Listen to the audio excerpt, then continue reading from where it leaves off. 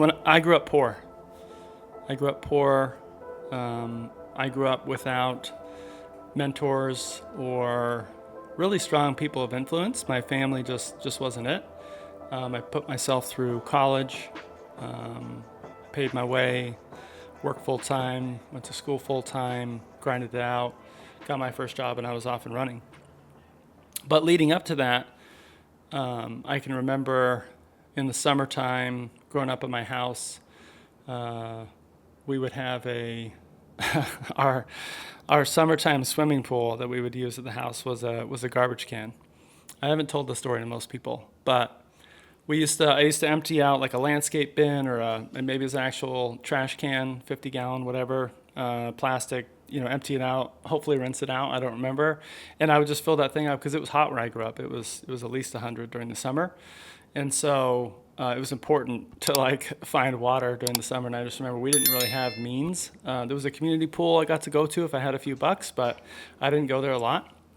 So I would just hollow this can out, fill it up with hose water, and that was my pool. And I remember the few people I have told that story to, they were sort of shocked knowing me now, knowing me today, and who I am, where I've come from.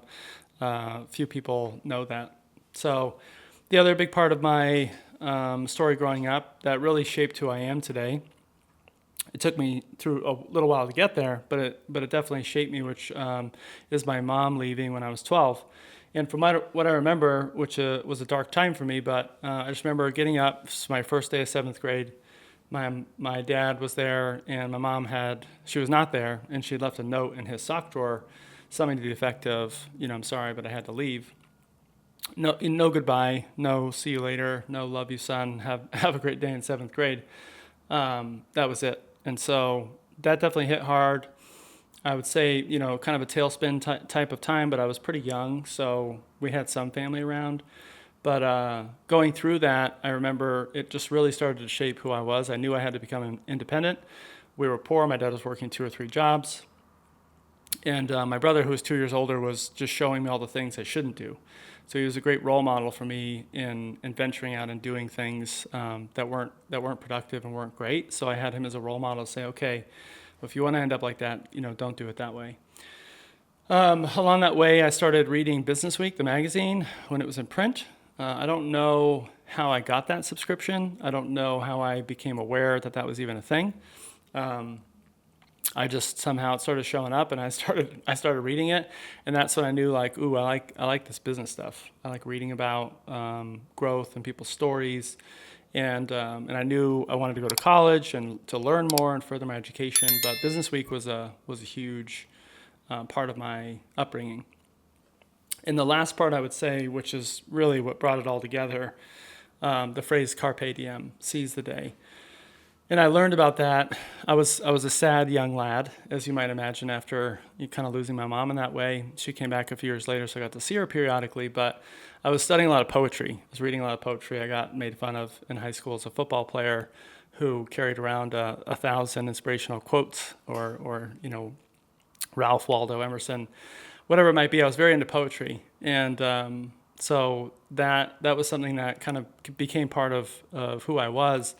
And so this phrase "carpe diem" hit me in a story where Christopher Reeves was the actor of Superman, and I saw a picture of him in a magazine, and he was a quadriplegic in a wheelchair, just sitting there like a vegetable, just really lifeless.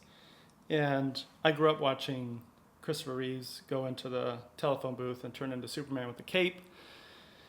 And then he was in this wheelchair, lifeless. And they even had a picture of him and Superman and him in the wheelchair. And I just thought, wow, this is a tragic horse accident. He was doing something he loved.